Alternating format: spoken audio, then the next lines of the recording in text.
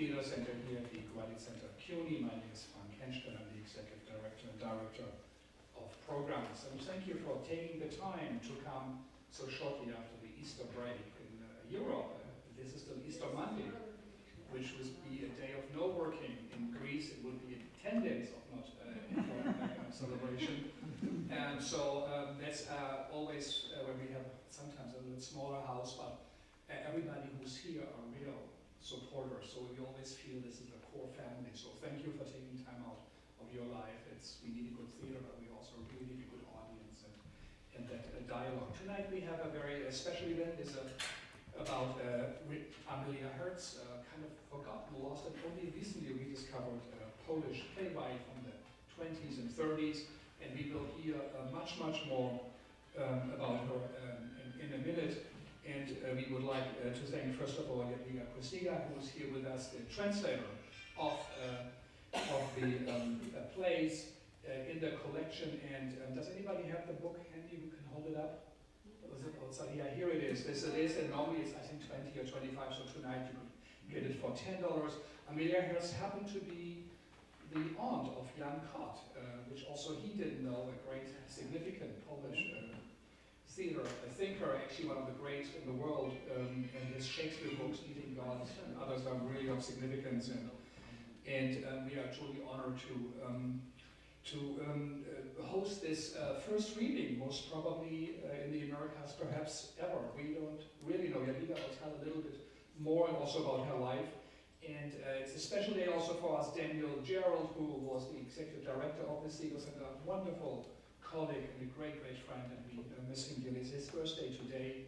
He also was a very strong supporter of this project, and after it was supposed to be published in London by a publishing house that went under, and then we took this over. So the evening will have the following schedule. There will be a small introduction by one of the supporters of the evening. This is Agata Grenda, who is the director of the Polish Cultural Institute in New York. So thank you for coming. And Tomek, also like one of the curators of the Polish Cultural Institute. It just shows how significant this writer really is. Jadwiga will give a few remarks. I hope you are mic'd up and have everything to give us a little bit of context about this truly unusual woman, very early on in the feminist sense. You know, she was a pioneer, I think, and it is only time that her work gets recognized, and also it is truly the first reading of her plays, and I think it's a great honor also for the Segal Center to be the host. It will be followed by an introductory essay, Isolde of the White Hens. This will be read by Jon Krupp, who's one of the actors of tonight, so to give a little bit more of context to this quite exquisite play which we're going to hear, the Isolde of the White Hens, which has been directed by Jane House, who is here with us, who studied also here at the Decadent Center CUNY, worked for the Decadent Center, but also as a professional actress, and has her small theater company, fine one that does specialized in readings, actually most of them Italian. And it will be followed by a small discussion here afterwards, and we have a little drink as a small reception here in the room, so if you have some additional questions, that will be all answered. Again, thank you all for coming. If you have a cell phone, I'll do the same. So maybe even you, I don't know. Yeah. So take it out, I'll do the same, take your time. It should say ring or silent. It does, everyone.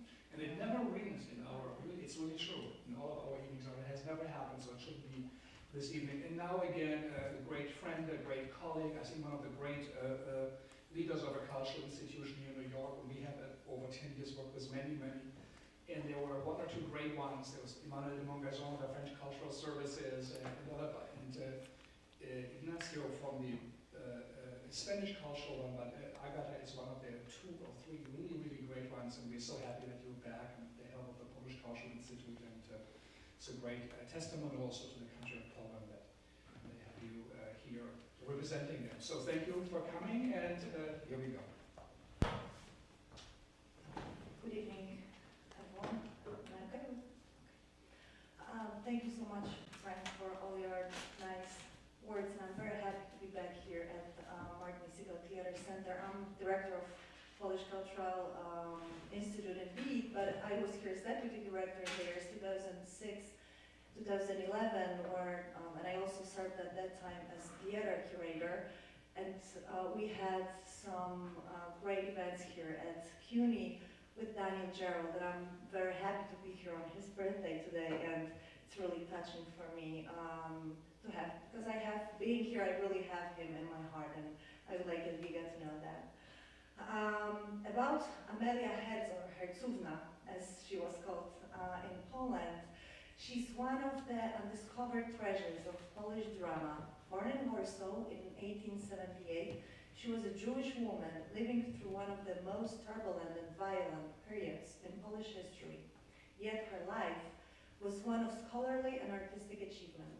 She was an expert in ancient languages. She traveled widely, living in Switzerland and Germany, before returning to Poland in 1914. But her innovative plays, so far ahead of their time, were largely dismissed and even censored. In the end, her life was cut tragically short.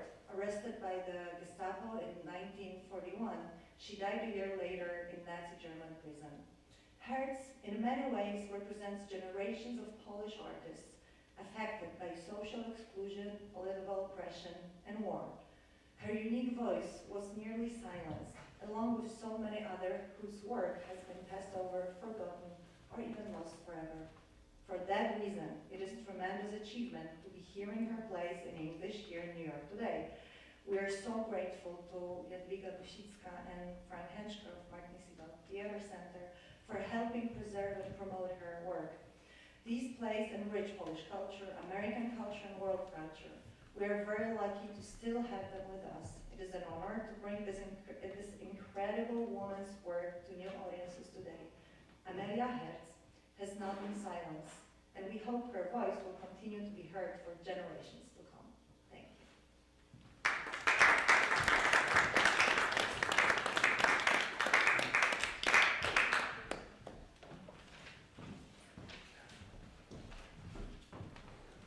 Good evening, and thank you very much for coming. And I feel very privileged, because my privilege was working on collaborating on many projects with my mentor, intellectual guide, the best guide I could ever imagine, with whom I shared my life, Daniel Gerald.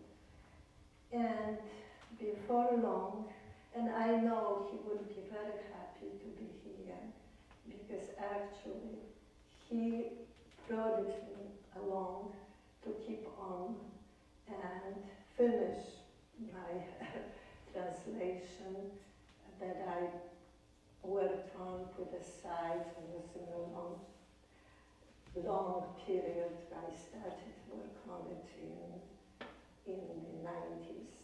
And I'll tell you more about it. Of course, I know about her.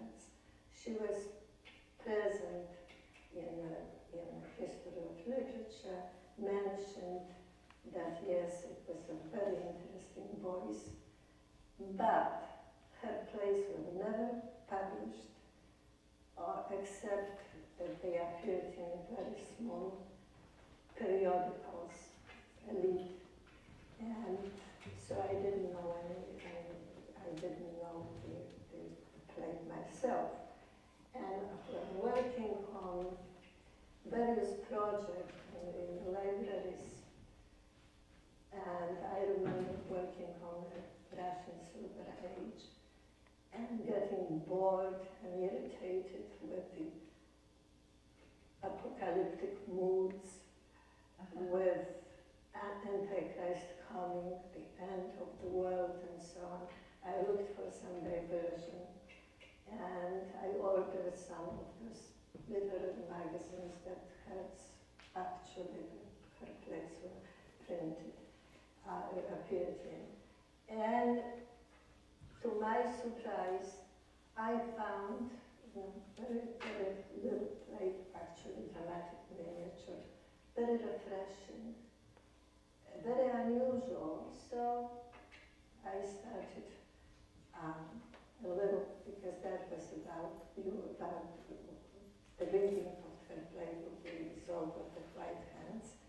I was familiar again with the Isolde White Hands, but I didn't know too much, so I did some research into the Tristan and Isolde story and all the versions and so on. And it happened that her play was the first play ever that it was removed, Isolde was removed from the narrative line in all versions of Tristan and Isolde story, which, by the way, Isolde of the White Hands does not appear in Wagner's opera, which everybody knows. And it was the first play. And of course, the scholarship on Tristan and Isolde is enormous. It's almost an industry. And again, in the late 90s, there has been enormous interest in the other Isolde, the White Hands. And Thomas Hardy wrote a play in 1923 that Isolde of White Hands appeared. And that was promptly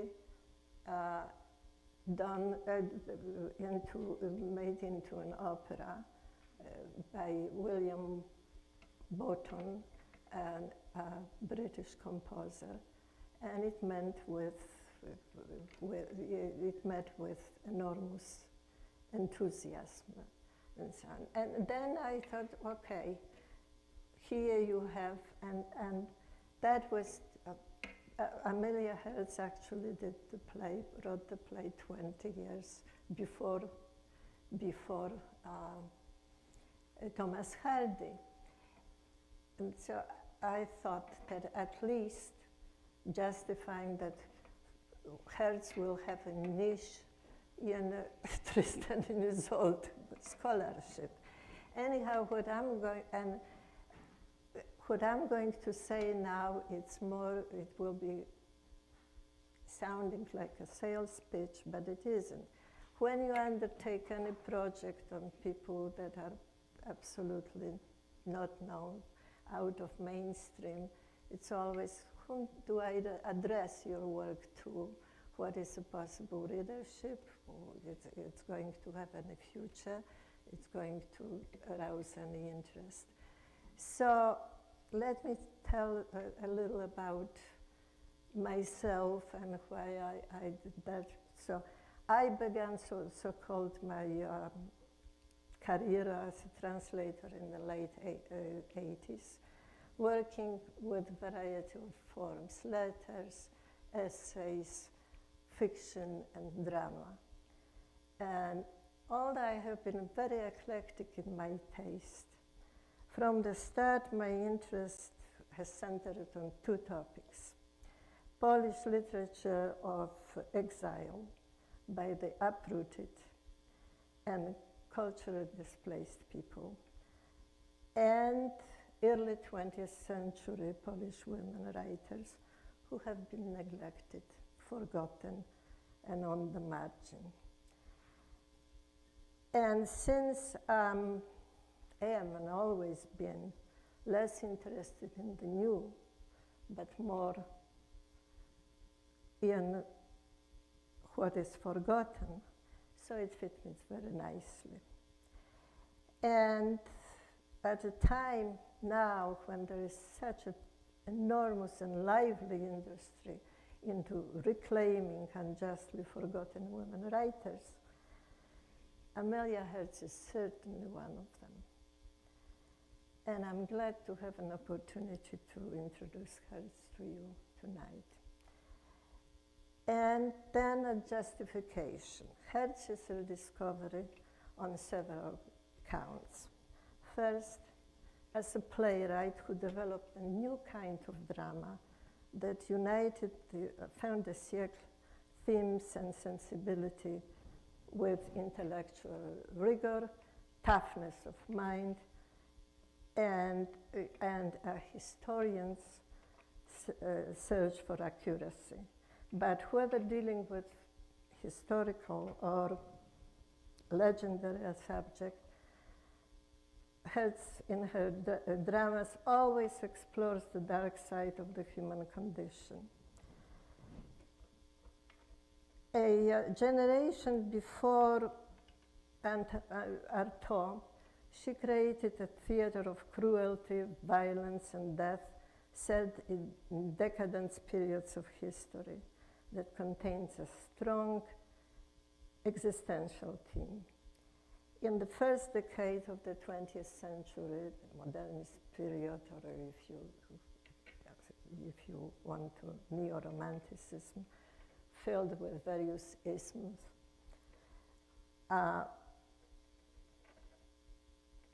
nobody at that point, I think, wrote plays like hers. And Hertz represents characters and experiences unexplored by the theater of that time, and her dramaturgical method, characterized by simplicity and sobriety of style that avoids any cloudy mysticism so typical of the turn of the century, and bombastic rhetoric is entirely her own. Then I thought that if I thought about reception, possible that her plays are stage-worthy. She didn't have any luck in her lifetime, although she considered herself not so much as a scholar, but she wanted always to be a literary person and a writer and a playwright after all. Before. She paid attention to matters of craft and worked carefully on structure of her plays to make them stageable. She wouldn't compromise. She wouldn't use the easy tricks of the professional, so-called professional playwrights for theater who knew how to appeal to the public and how to secure staging. She wouldn't compromise, she wouldn't go for anything of that sort. She wasn't a part of any movement. She was not a part of a mainstream. So she didn't have any chance. She tried, but she's extremely busy person doing a scholarly pursuit, scholarly pursuits. Simply, at certain point, not having any recognition, she simply stopped writing. Her first play was written in 1905. She still was abroad studying, and yes, the literary critics noticed that there is something fresh and unusual voice, but of course that didn't translate into being, considered for any production.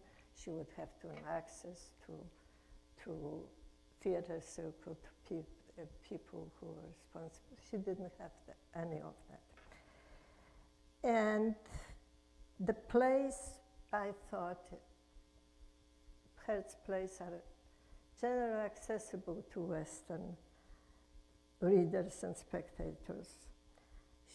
Since she used European myth, legend, and history as motifs, rather than the specifically Polish national themes that makes the Polish neo-romantic, especially romantic and neo-romantic playwrights so difficult to transfer to translate culturally. Third, which I thought makes worthy attention, is her unusual life. It's very, very difficult even to conceive that the person will have such a absolutely unrecorded life. Whatever was gathered about her details, very scanty details about her life, were actually collected by a short CV she submitted while defending her dissertation in Berlin in 1904. Then from a short letter, actually there are only 2 letters that survived to our day, which is absolutely incredible. And from some information about her arrest and her death, provided by, I believe, a niece of her, who survived the Holocaust. That was all. That was all. And let me tell you, there's we don't know anything about her. There is no a photograph or any portrait, no documents, nothing. And what we have are her 6 plays that actually appeared in, I believe, in 2003 for the first time in Poland in edition. And these are plays. And then her scholarly monographs and articles, which have been published, came out in a variety of scholarly journals and abroad, written in German, French, and Polish, and that were about 40 articles and monographs that appeared in between 1914 and 1939. As Agata mentioned, she was born in 1878 in Warsaw. Her father was a humanitarian doctor and very, very much involved in social work. And she first attended a gymnasium in Poland, in Warsaw, and then because of the university that Warsaw was under Russian partition, the quality of Polish universities at that point, especially in science, is quite low. So Poles usually would go study abroad, mostly in France, and first choice was Germany. And since I think it was her family was fairly well off, and perhaps there were some philanthropic things that provided money for expenses while studying there. She went to Berlin. She was at that point 18, and for the next 6 years studied first in Bern for 2 semesters. She studied there apparently in linguistics. Then she switched to Berlin, and from that schooling, she attended university in Berlin, I think Humboldt University, and graduated with actually a doctorate in chemistry. Then in 1905, I suppose, because she was in Paris.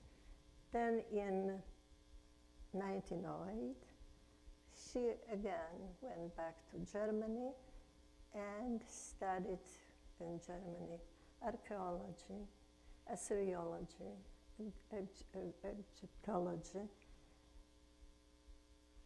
for another 4 years. Then after she went to Paris, entered École du Louvre, which she studied again archeology and languages. There is very sketchy things, so we don't know her itineraries or anything of that sort, but apparently she studied in some other academic centers in Germany, in Munich,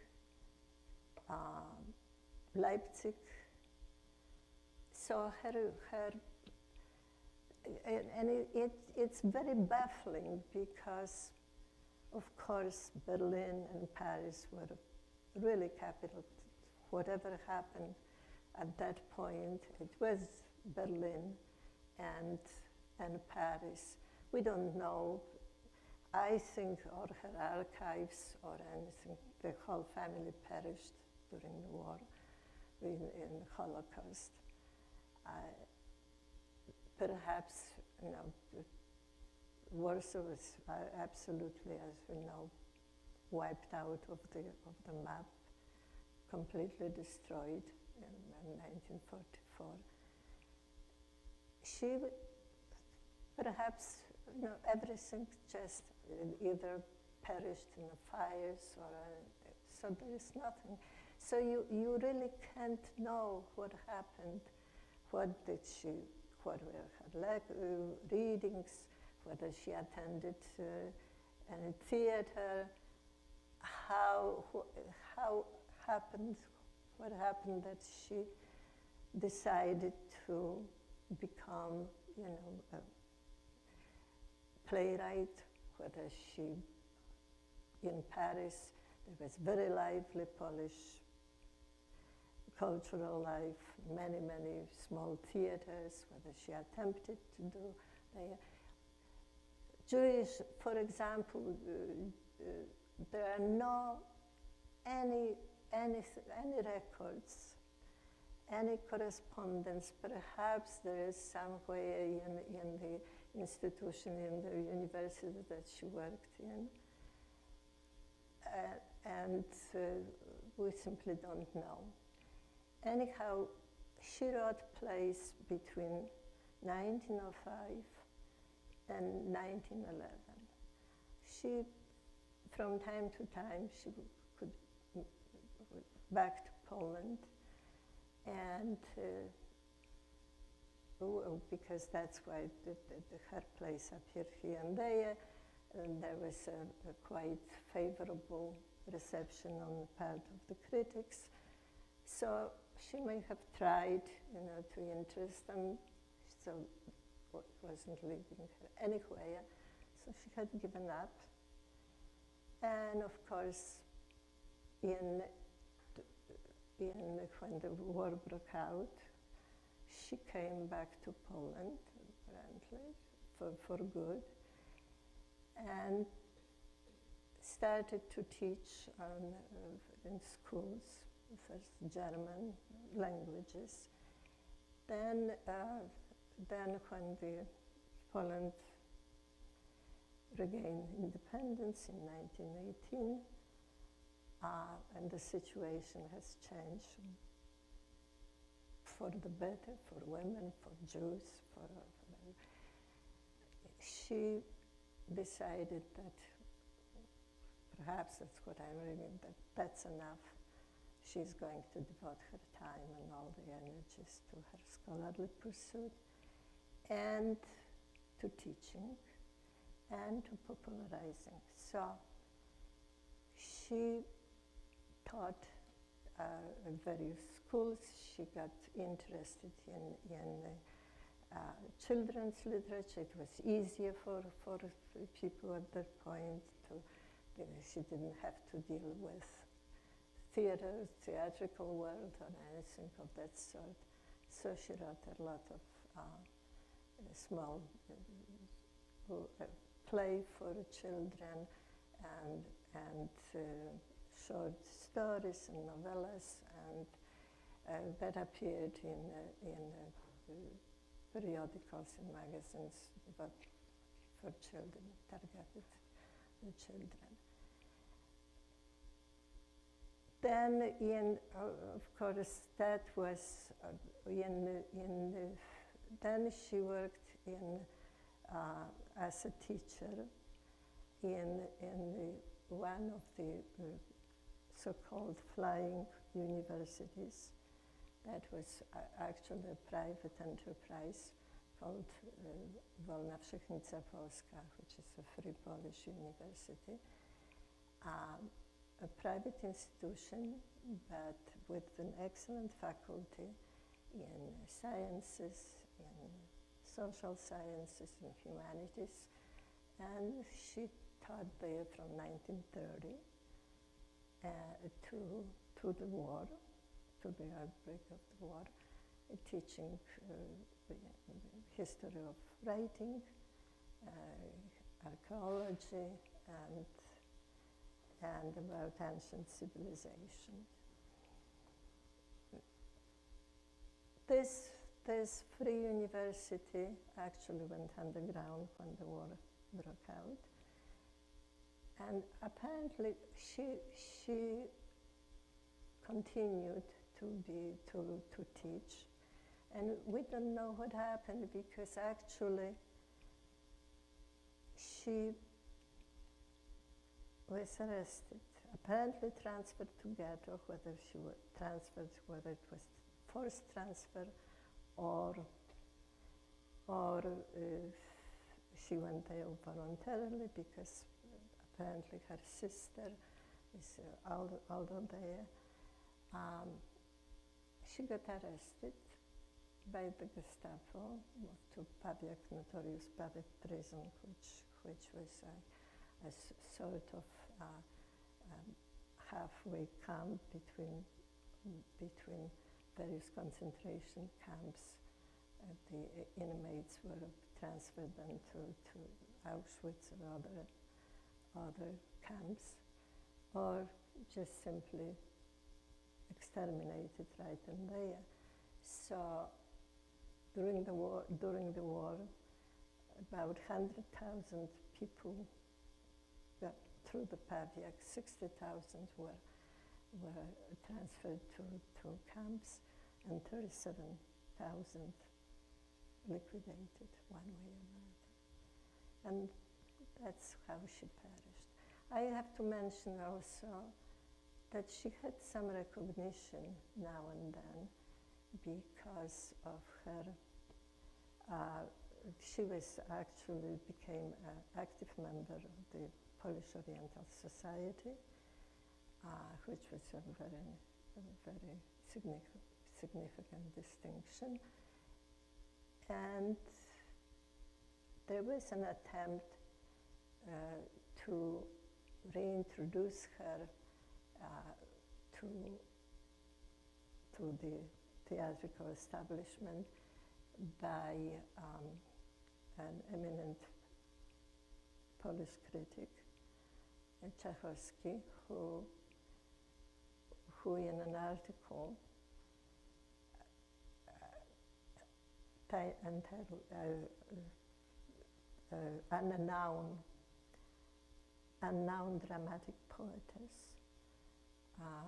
again pointed out the excellence of her work, but it didn't elicit any interest either. So she wrote a thank you letter to the critic, and she said, included some biographical information about herself. That's where it is called from, included in reconstructing her biography, the scraps of biography. And she said something to that he was the first reader of her plays in the past 25 years. And she ended up without any bitterness, that it's actually, perhaps it had to be that way. What is really very paradoxical and ironic, that she wrote about old civilization crumbled, about kingdoms won and lost, about the predicament of our existence, that she had to go through, witness, two, actually, disappearance of the two empires, emergence of the new empires with the seed of destruction already planted in, and then terrible history's hell, that is Holocaust. And one of her plays called Zburzenie Tyru, there is a prophet Ezekiel who prophesied destruction of Tyre, lamenting the fate of the Jews after when the Babylonians, after the destruction of the temple in Jerusalem, and being driven to the Babylonian captivity. Of course, the Babylonian captivity paled in comparison with the new Babylonians who institutionalized, bureaucratized, and were hell-bent on extermination of the people or culture forever.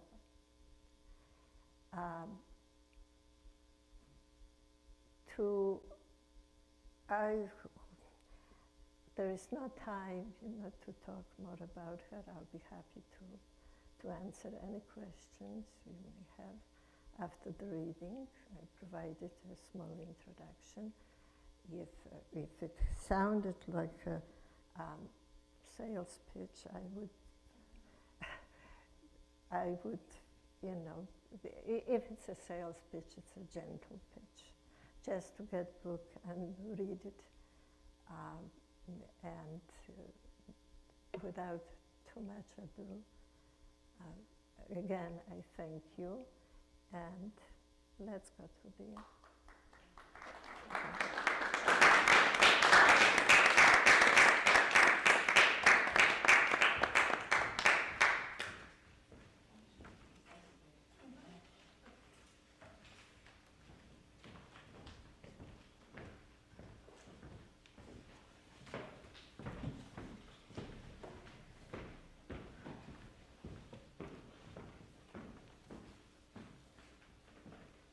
Isolde of the White Hands, excerpted from the introductory essay by Jadwiga Kosicka in Decadent Histories.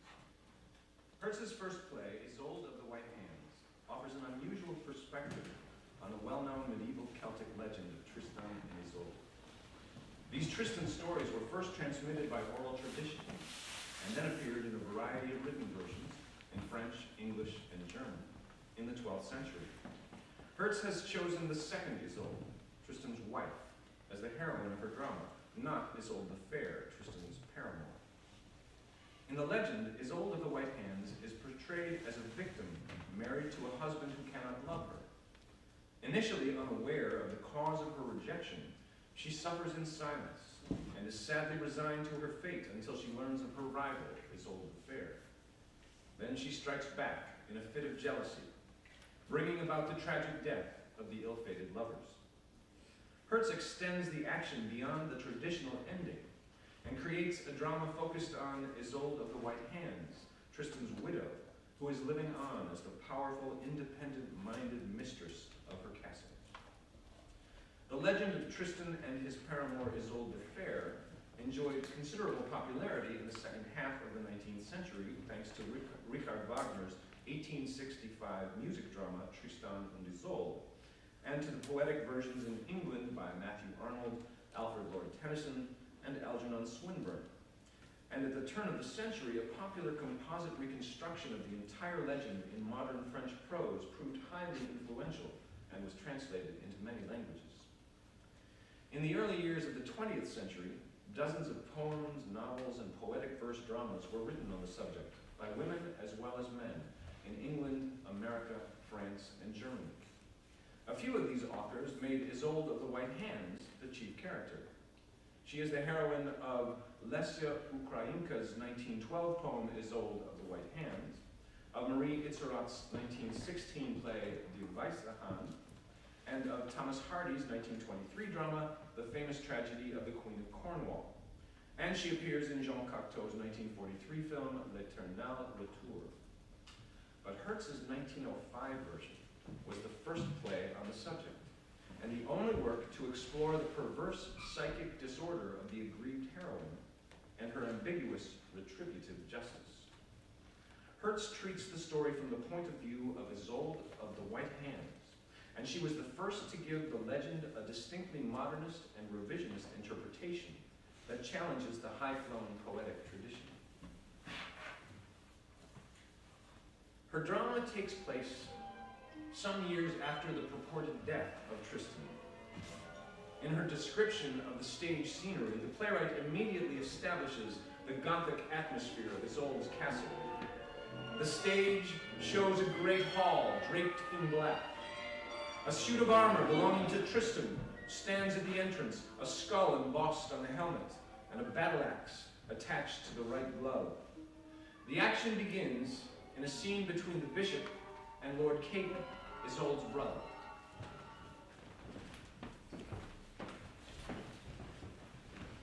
I do not know the Duchess. Really? But you baptized her? An answer worthy of you. Close the window. It's cold in this accursed castle. Why are you suddenly so angry? By St. George, this castle reeks of death. These black draperies, that armor at the entrance, and this silence. You would swear someone is breathing his last in the room next door. No, I cannot stomach death. Oh, you're laughing. Reach my age and you will laugh at death no more. Oh yes, it's easy to die in battle amidst the clang of arms, while thinking only how to inflict death on others. Have you ever seen a corpse beneath a shroud? A rigid cadaver? The folds of the cloth molding its face anew into a white, expressionless mask. I warrant it has never once occurred to you that the moment can approach when you yourself will resemble that shrouded corpse. Tell me, what did you drag me here for? You've come here of your own free will. Free will. Free will indeed.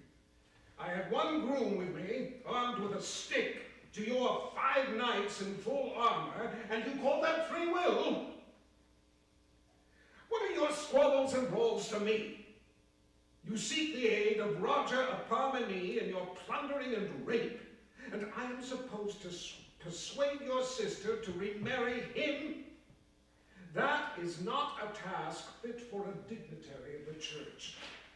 Widowhood is a blessed and sacred state, as it is written by St. Paul in the Epistle to the Corinthians. I wager my neck St. Paul never wrote anything of the sort. Well, maybe not, but what does it matter to you? The skull and the helmet? What's the need of putting human bones on display? But will she listen to me? She wouldn't listen to her own father. Huh. Have you ever met anyone who would listen to the old Duke? I surely haven't. Soon I'll be locking him up in some dark closet, so he won't shame us. What are you talking about? He drinks too much, meddles egregiously with serving girls at his age, and he meddles in my affairs. You are a bad son, my lord, that I know. I am. You're a fine one to talk about bad sons. I am ready to speak with the Duchess. I'll try to bend her to your will. If she were willing to speak to me, I wouldn't need your help. But she refuses. Remember, matchmaker for Tristan. You weren't very lucky at it. The lying, insolent rogue. He swore on his honor as a knight that he no longer loved the other Isolde. Wish I could remember his words. He spoke beautifully. Then, later on, every groom, every page, every peasant knew that he was betraying my sister with that Irish slut who was ready. Stop it! I am an old man, but I'll enter the lists against you to defend her honor. I won't fight with you. Why didn't you challenge Tristan? By St. George, even with those 5 knights at your side, you wouldn't dare spew that slander of yours if Tristan was still alive. The Duchess will be here in a moment. Where was she? At the graves. She was praying. So, she's forgiven everything then? I must admit it's difficult for me to believe it. Oh, to forget, yes, that's possible. But to remember and forgive? That's beyond human strength. The Duchess is a saint. I used to hate her as the wife of my lord because he didn't love her, but now I would kiss the prince that her feet leave in the sand. And I could flay you alive for bringing your mistress to ever new tears and sorrow. It is not my fault that the Duchess refuses to remarry. Not your fault. Then whose is it, you deceitful panderer? For the respect I have. What's this quarrel about? We might castle as though we're roadside inn. Oh, it's you, my brother. I haven't seen you for 6 months. You're pale. You look as if you were hiding some great secret behind those tightly closed lips. Leave me alone, please. Cornwall, why didn't you tell me that Monsieur Caden had come? He forbade me to mention his name to anyone. I had to have recourse to cunning in order to see you. I What? missed you so much. What do you want from me? I came here accompanied by the bishop. He'll tell you everything. Forgive me for not greeting you sooner. It is my brother's fault that I did not see you right away. God be with you, my daughter. Escort Lord Caden to the dining hall, Cornwall, and have my women wait upon him.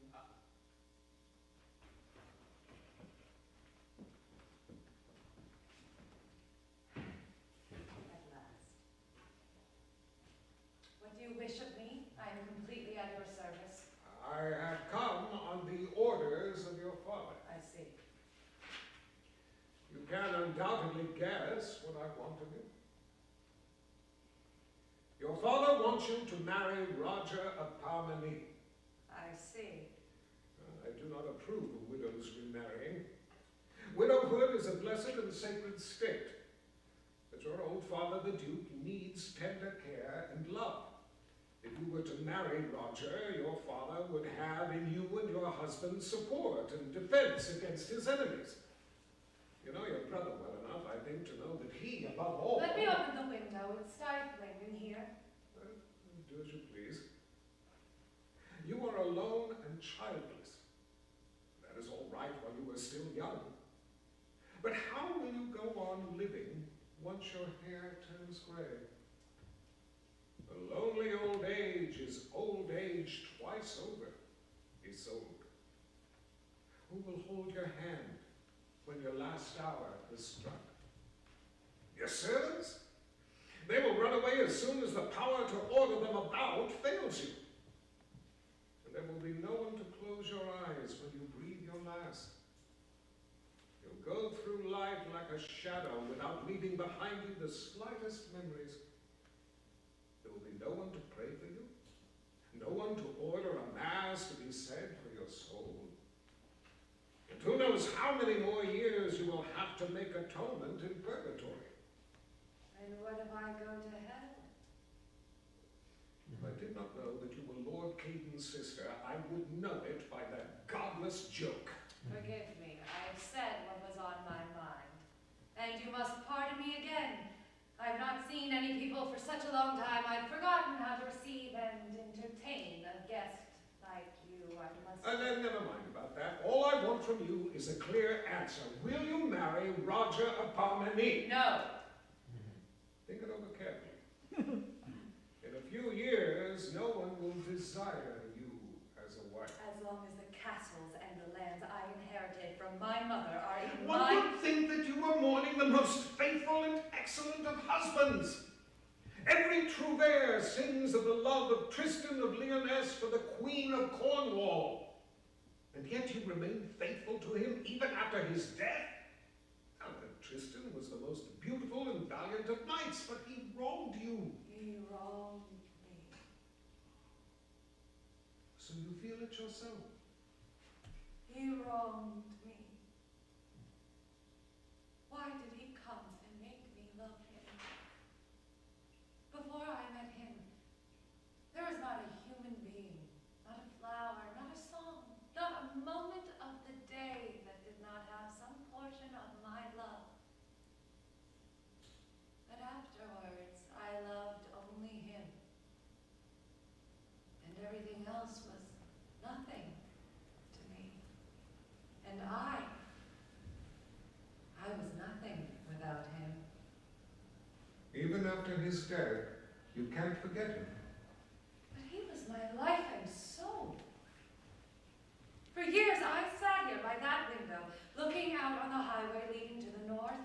My heart and my eyes were embedded in those cobblestones of that road, along which he was to return. And when it grew dark, I would close my eyes, because they could no longer see him. And I would tremble at the slightest clang of the sentry's arms, at every howling of a dog or neighing of the horses for long, long years. Do you understand? And he would come back from time to time. And then he would close his eyes as I did and kiss my lips and call Isolde. And then I knew he had destroyed my life in order to be able to call his wife Isolde, the other one's name. Must all this cease to be, to die without a trace? Oh, my frightful pain, oh, my humiliation, oh, my love, and the long years I squandered here in this castle. Was all, am I to wipe it all out of my life and forget? No. No, I cannot forget. Life is long, Isolde, but youth is short. Look at me. I too was young once. I have loved and I have hated. I was famous, and I was brave, and my arms were strong, and so was my mind. And now, I remember nothing of it. And even if memory brings me back a moment out of the past, it seems to me it is rather a remembered chapter from a book of chivalry I once read, not from my own life. Everything is subject to forgetting. You once were Lord George of Dulé, that's true. But didn't you have enemies you hated with every drop of blood in your body? With every breath, with every thought, enemies who would appear by your bed in your dreams, and whose lives weighed on your chest like a heavy stone. Didn't you have such enemies? No man is without enemies. I had mine. Did you kill them? Yes, perhaps I did. But not at once, not immediately. Perhaps you'd make careful plans to set a trap. You'd send spies to find out when your enemies would leave their castles, and you'd wait for them in ambush in the forest. Or perhaps, to your indescribable joy, you'd meet them on the battlefield.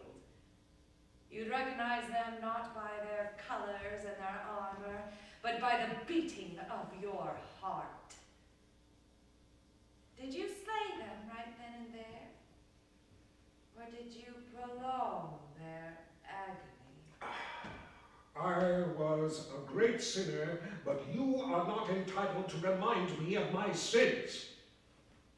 I would so like to forget. Those are the most beautiful memories of your life. Isolde. But you see, I was not able to avenge myself. I had to wait patiently until God took pity on me and sent him to my chamber in the throes of death. Oh, I think I could have stood by his bed for years on end and looked into his despairing eyes when I told him the black sails were flying on Corneval's ship. If just once again I could hear her cries over his dead body. I've never heard cries like that in my entire life. I thought I would die from happiness, as she did from grief. You are a frightful woman, Isolde. I'm not surprised that your husband abandoned you. Your heart is a nest of It vipers. is his fault. My heart was once like a garden, full of fragrant flowers. It was sad and sweet and, oh, like the setting sun. Haven't they wronged me? One should forgive. I cannot forgive. Even at the hour of my death, I shall not forgive. Even if I am damned for all eternity, I cannot forgive. Haven't they wronged me? Yes, the wrong they did you was great, but leave the dead in peace. Look, the flowers are blooming on their graves. The roses have twined around their tombs. Forget them. Someday the roses could flower for you, too, as they do for that dead pair. The roses on their graves, and the traveling trouvère sings of the roses on the grave of Tristan of Lyonesse and Isolde of Cornwall. Every trouvère sings of their love.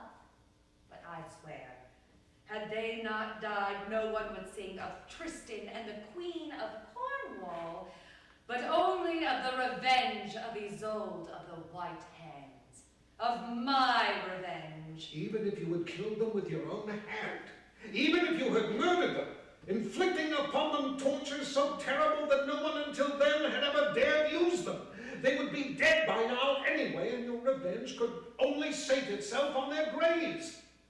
You must stop lamenting for sins you never committed. They would be dead by now anyway, you say. So for all of you with your hearts of barbarians, killing is vengeance.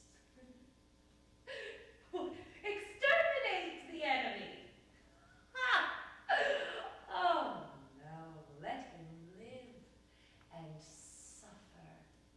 Let him know that only death can put an end to his agony. And let him fear death the way only the truly miserable can fear it. I once used to fear dying. No, I won't stay here another moment. I don't want to talk with you. Get out. Send for other people. Do you hear me? I order you. No, you have to hear me to the end. But what if they hadn't died then? What if I had ordered empty coffins put into the ground? I am an absolute sovereign here in my castle, and only Corneval could have betrayed me, and you know how easy it is to seal human lips forever. And then,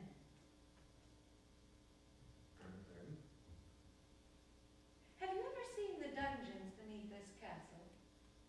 They are so deep that the sound of a stone falling to their bottom cannot be heard, and so dark that you must hold a torch close to the face of a prisoner in order to see his eyes. When I go down into those subterranean chambers, I feel such a weight on my chest. I have the impression I'm being buried alive. And yet I often go down into the dungeons. Alone? executioner goes with me and sets up his instruments of torture down there. I swear no one is being tortured. I'm the only one who moans. And my voice echoes against the walls of the prison. No, there's no arm down there straining under the irons and vainly trying to break the chains which keep it fastened to the stones of the dungeon. If the clanking of manacles is heard, it's only because a menial has dropped them. There's never anyone down there but the two of us, me and the executioner. And sometimes one of my servants comes with me with her lover, and then I can hear their sighing and the broken whispers of love. I swear to you, I don't know who is howling down in the darkness in an inhuman voice. I don't know. But perhaps Stop talking in whispers. even a whisper can be heard down there. Did you know that the dungeon is right below this chamber? Often I sit here and have the traveling trouvères sing songs, but only of Tristan and Isolde. And down there they can hear the singing. And I have the impression that they are digging the fingers of their chained hands into the walls. And the entire castle trembles from their hopeless anguish over the past. Stop that! They are here in the castle? What an idea! Weren't the bodies lying in the chapel with the faces uncovered? Even if they were alive now, no tortures could force me to disclose this secret. Anyway, wouldn't they have found liberators? Do you think those two hideous skeletons would still love each other if they met now? Wouldn't that be the worst form of punishment for them to see each other now? I'm ready to take you down into the dungeon so you can see for yourself there's no one down there. No, I don't want to. Let Lord King go with you. It would be too great a temptation for me. I might keep him down there for good. Your own brother? Why did he fail to defend my rights, brother to me, but friend to Tristan? Why didn't he avenge me while there was still time? Why didn't he slay Tristan in her arms? I think nothing would be lacking to make my happiness complete if he were down in the dungeons with them. You speak as if they were still alive. Even after dying, they lived on, feasting like vampires on the blood of my heart. But now they are dead. While I was talking to you, they began to pale and breathe their last. They vanished and won't come back again. But who knows? I may set off with them.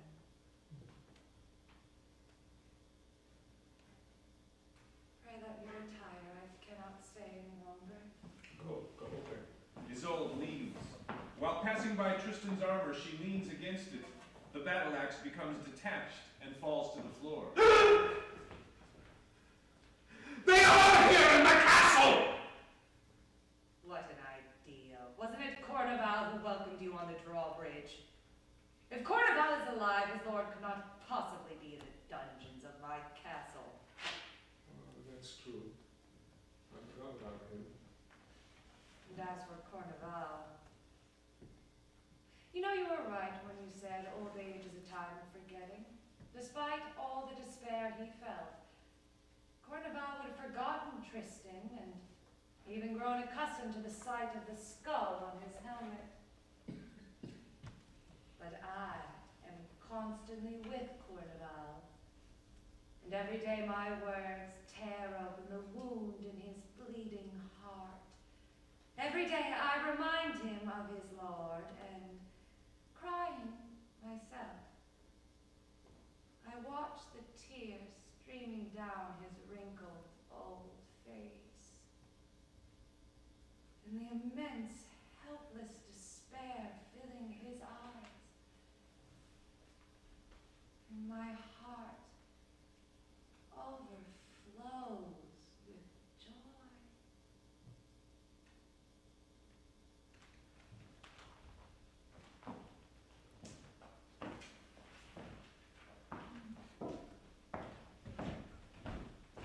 Well, have you spoken with my sister? Spoken with your sister? No. It was the devil incarnate who spoke with me tonight.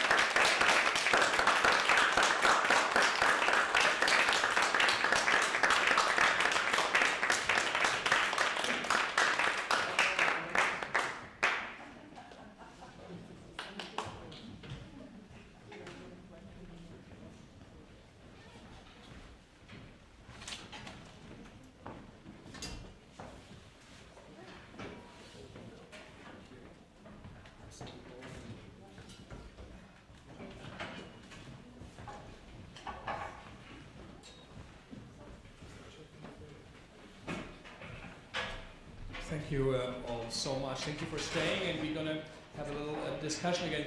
An applause for the actors and for the directing. I think it was quite a dramatic reading, in a sense of a dramatic reading. Maybe go a little closer, since we are not so many Jadwiga and Jane, if you would like to come and join Jadwiga, maybe you sit in the middle. Okay. And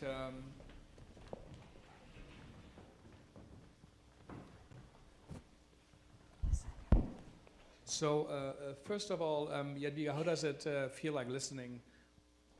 Is this the first reading, perhaps, ever of the text? Well, apparently in the late 50s, there was a radio reading, but of course I don't know what it sounded like.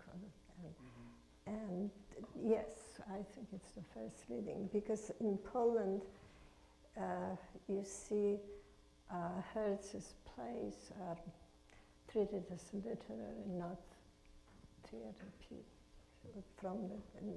Since there was no single production, except I think in '75, another of her long play, A Great King, about Byzantium, which was apparently quite inept, and that was it.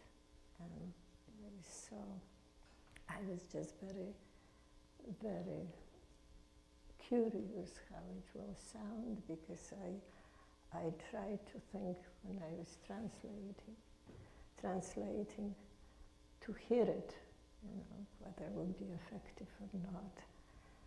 Because I think it's a marvelous play, and it would be, again, a wonderful chamber opera. It's an ideal libretto for it. Anyhow, by the way, the explanation, Hertz used the story of Tristan and Isolde enjoying tremendous popularity at the turn of the century, due to a compiled version, prose version, of Joseph Bédier, a French medievalist who taught at the Collège de France. And it all indicates that Hertz was familiar with that version, and that she may have heard him actually at the Collège de France lecturing. This version, which Bédier did some extent in fragmented parts of the Tristan and Isolde stories. Actually, it went apparently because some scholars of Tristan and Isolde some scholar accountant went into trouble to actually find out how many. Apparently, from the turn of the century to the 90s of this, there were 600 editions in many, many translations, in every conceivable language. There is. And apparently Hertz read it, because actually as a motto I would just quote a line from Badia's story. It sounds of that sort, not of that kind. Now a woman's wrath is a fearful thing, and all men fear it, for according to her love, so her vengeance will be. Isolde of White Hands. This is very interesting because whether it's a reality, whether it's her hallucination, whether she is in a trance, spinning scenarios, what she would do and how would she do and whether they are alive or not. Even Bishop gets very confused about it. She draws into her madness. Is she mad? Isn't she mad?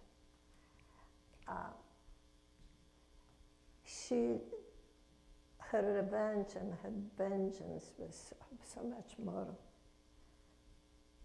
frightful and so deep that she felt betrayed by everybody. It's a very strong woman. Again, there are debates whether Hertz was a feminist or not. All her women are very strong, very proud, much more than the male characters. And of course, she couldn't forgive her brother that she was kept in the dark, because she didn't know about Isolde of the fair until the very end. And again, her marriage, she loved him very deeply, was not consummated. And that's why they're talking about sanctity of the widowhood, because then she was supposed to either marry or go enter a convent and serve another Lord, that is the eternal Lord. Yeah, the situation of women in the 12th century was surprisingly good. They could inherit property, which was in her case, that she inherited property after her mother, plus whatever Tristan had. She was his wedded wife, so it was very natural. And in the play, there is a domestic drama going on, because Cadin doesn't want to take any responsibility for his father, who is apparently a drunk and chaser of servant girl, lecherous, awful. And so if she remarried, she would have to take care of her father, and Cadin would be free. She wouldn't have it, absolutely not. She wouldn't remarry. She doesn't want to go into any bondage again and be betrayed.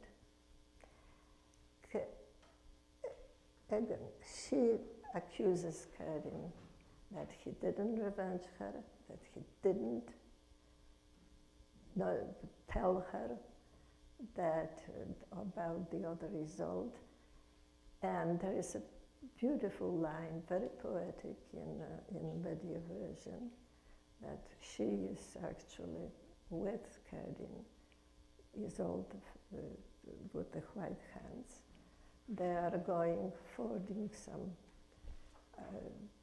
stream, and the water splashes on her thighs. She is very delighted, and she says to Kadin, my husband never went that far, never reached that far. And again, Kadin didn't say anything. He was startled by the news, but did nothing. She, in celebrated Hardy's version, the story goes as follows. Yes, Tristan, on his deathbed, summons Isolde fair, so she would cure him. She would, if she comes, he would recover. And Isolde of White Hands, by that time, she overheard the conversations, and she figures out that she lived for so many years, betrayed, loved, and they got nothing in kind. So when she sees, their sails, and that Isolde, the fair is coming, she runs and tells Isolde that, unfortunately, Tristan had died. Isolde is crushed, but goes back to Cornwall. And then Tristan learns of the betrayal, so he rushes to Cornwall to see his Isolde, although he is dying apparently. And Mark, the king and husband of Isolde Fair, kills him in a fit of jealousy. Isolde grabs the weapon out of Mark's hand, stabs herself and dies also. And Isolde of the White Hands goes back to Brittany. And the story ends. So it is truly, in Amelia Hertz's version, quite a tale of revenge, and in her indifference to suffering, she's almost angelic, I think. And but a very strong, as you said, female role, unusual, and as you said, that would be a quite astonishing opera. But Jane, our question to you: I know that you all had the idea actually also to direct plays of her, or especially this play. What was your motivation? What did you like about it? Why did you think this is a good? This I would like to direct. Well, the microphone. It is a wonderful. They're all very interesting roles. Every single one of them, the four of them, and she says very, very succinctly what each character is, each character's role in the play. She brings them in, so that I loved. Even Lord Caden, you get a very clear idea of who he's supposed to be, even though he only has maybe 20 lines. So there's a lot the actor can bring to that. And then, of course, there's this wonderful scene between the bishop and Isolde, where she explores her inability. Well, she explores the past and her inability to let go of the past. And for me, it was a great deal of play about forgiveness. That she is unable to forgive. The bishop too is unable to. He's unable to forget. He says, "I wish I could forget." I mean, he does have a line about that. So for me, that was very important. Those two, the ability to forgive, was a very important part of the play, because Isolde really. She can't forgive, so she goes mad. She plays over and over in her mind she tortures herself with these memories, and there's nothing she can do about them. I mean, the bishop is very right in he's sort of a therapist in a modern way. And of course, Freud was quite popular at this time. He was coming up in importance at this time. So I like that, the fact that, these very interesting psychological threads were happening at the time, also with Dr. Charcot and his investigation of hysteria. So, and then there is also... Put the mic a bit I'm sorry, there is also this wonderful part of it, it's sort of grand guignol. There's a playing on people's terror, and that's very popular today. By the way, I did a lot of looking at dungeons on the web, and there's an amazing number of web things if you want to look at dungeon sounds and dungeons and people hanging from chains and things. There's a lot of that on the web. So it's a very timely play. Yes, it's contemporary. It has a lot to say about today, even though it's set back in the Middle Ages. Well, whether it's said to have a place in Byzantium in the 6th century, whether they are in the 15th century, they are not antiquarian at all. They sound absolutely contemporary. Yes. We wanted to do a play that was, the other plays are longer. There was one play, The Fleur de Lis, which was short, but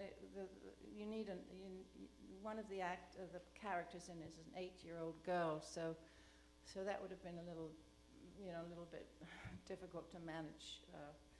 Anyway, we decided against that, and that's why we decided on this play. And of course, I think Jan Kott was the one who said theater is a place between the living and the dead, where the ghosts come, and she's ghost-like presence.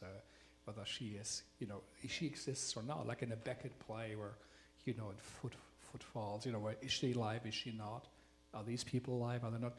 But perhaps foreshadowing her own fate and the fate of Poland, of being betrayed by so many parts of the world, and whether one can forgive or not with such betrayal. And her, of course, whatever the feeling, the greatest betrayal is about love, and that her real pure love was betrayed. But we have 5-6 more minutes left, maybe 1 or 2 questions from the audience. Yuchen will give you a microphone. It's also live streamed, or not, it's also for a little archival, it's university archive. So please do take the microphone, and there's one question over here.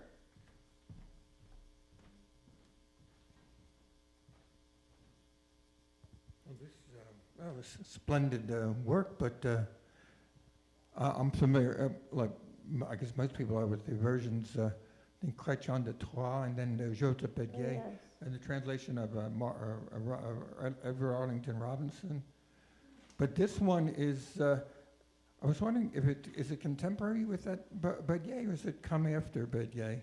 My point of my question is... Contemporary almost, that Bédier came out in 1900.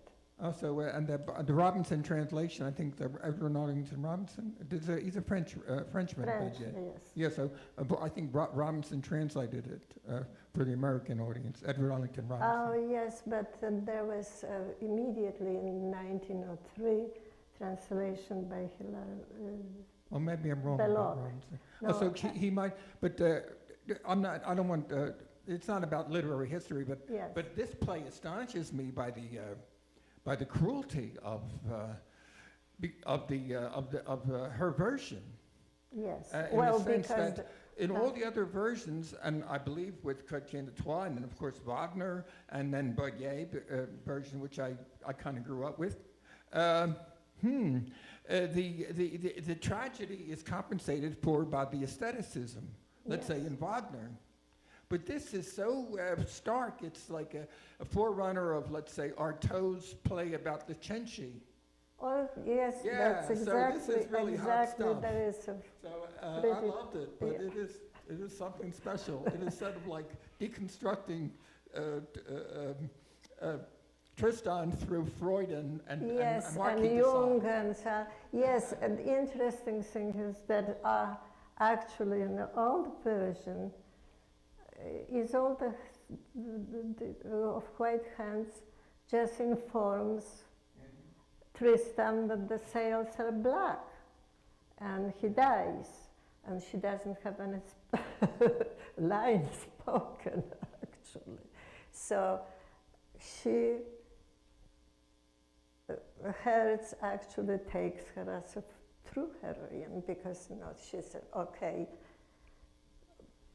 Isolde of the White Hands, if it weren't for her, they would have died. The story would be like any story, any love story. And the Trouvers wouldn't be thinking about her. Hell had no fury. Yes, nothing.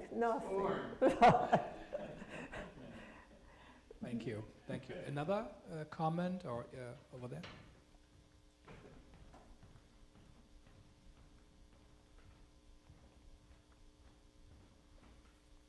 Thank you. First of all, the actors did a marvelous job, Jane.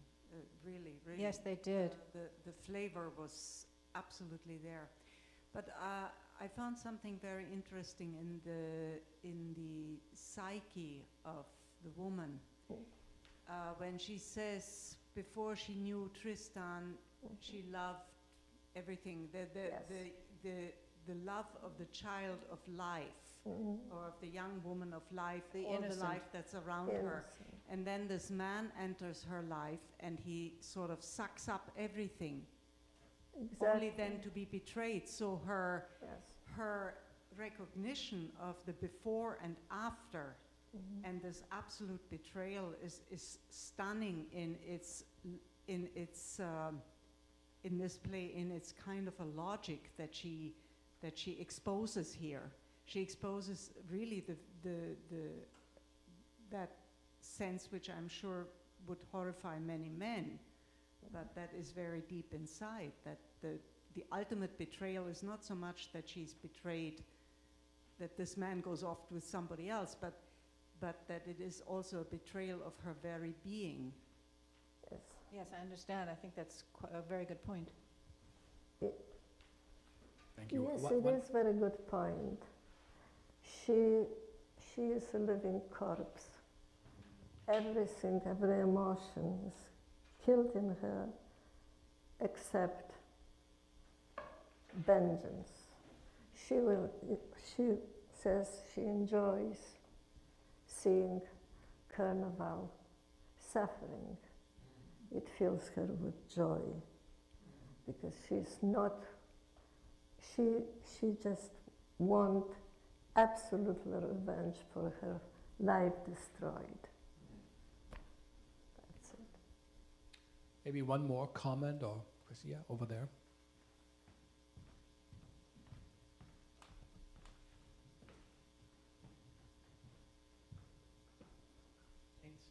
I wanted to ask on the particular challenges of translating Hertz's work. Particular The challenges. In general, what were tough?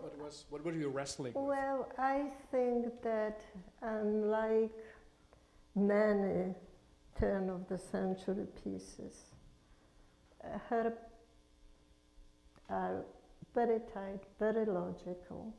Even in a madness, there is a palpable logic, right? You could feel it.